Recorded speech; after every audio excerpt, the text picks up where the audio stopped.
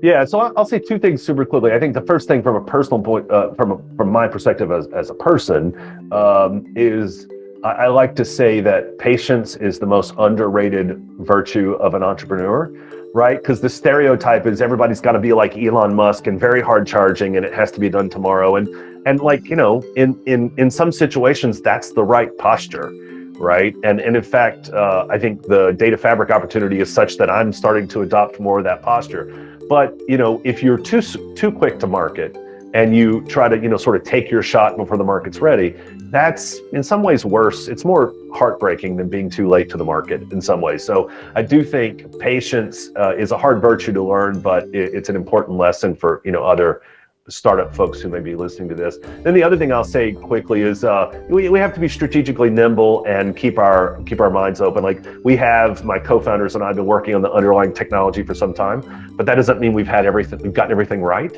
And this is an infrastructure play, and infrastructure plays are typically headless it's a back office capability. So there's not necessarily user experience.